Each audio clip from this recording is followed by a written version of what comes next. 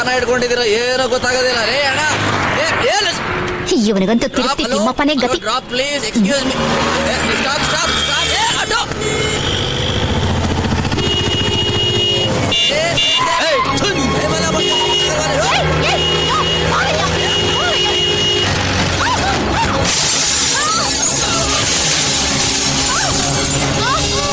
ನಾನು ಬದುಕಿ ಈ ಭೂಮಿ ಮೇಲೆ ಇನ್ನೂ ಒಳ್ಳೆ ಕೆಲಸ ಮಾಡಬೇಕು ಅಂತ ಅವನ ಇಚ್ಛೆ ಅನ್ಸುತ್ತೆ. Thank you madam, thank you. Thanks again madam.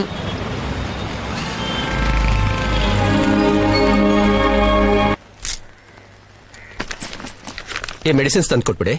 Okay sir. Sir fees? 100 rupees. Thank you sir. ಬರ್ತೇನೆ.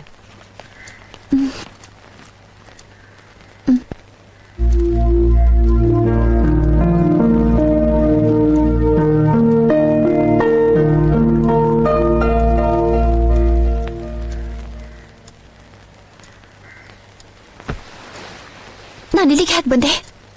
ನೀವೆಲ್ಲ ಯಾರು? ಮೇಡಮ್, ರೋಡಲ್ಲಿ ನಿಮ್ಗೆ ಆಕ್ಸಿಡೆಂಟ್ ಆಗಿತ್ತು. ನಾನೇ ನಿಮ್ಮನ್ನ ಇಲ್ಲಿ ಕರ್ಕೊಂಡ್ ಬಂದಿದ್ದು. ಯಾಕ್ರವ ಹಾಗ್ ನೋಡ್ತಾ ಇದ್ದೀರಾ? ಈ ಗುಡಿಸಲ್ನ ಗುಡಿ ಮಾಡಿದವ್ರು ನೀವೇ ತಾನೇ? ನೀವ್ ಕಟ್ಟಿದ ದೇವಸ್ಥಾನ ಅವೇನ್ರವ ಇದು? ಕೊಡಕ ತಗೊಳ್ಳಿ ತಗೊಳ್ಳಿಮ್ಮ. ತಗೊಳ್ಳಿಮ್ಮ. ಈಗ ಸ್ಕೂಲ್ನ ಕಟ್ಕೊಂಡು ಇಡೀ ಏರಿಯಾದಲ್ಲಿ ಎಲ್ರಿಗೂ ಹಾಲ್ ಸಪ್ಲೈ ಮಾಡ್ತಾ ಇದೀವಿ. ನಿಮ್ ದಯೆಯಿಂದ ನಾವು ತುಂಬಾ ಸಂತೋಷವಾಗಿದ್ದೀವಮ್ಮ.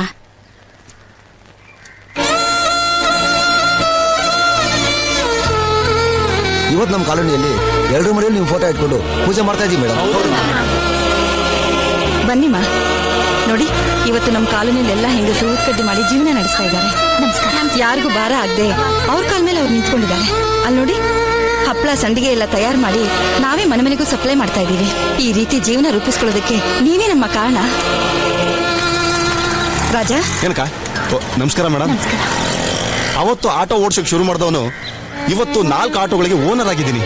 ನನ್ನಂತ ಒಬ್ಬ ಚೈನ್ ಕಳ್ಳ ಇವತ್ತು ನಿಯತ್ತಾಗಿ ದುಡಿತಿದ್ದೀನಿ ಅಂದ್ರೆ ಅದಕ್ಕೆ ನೀವೇ ಕಾರಣ ಮೇಡಮ್.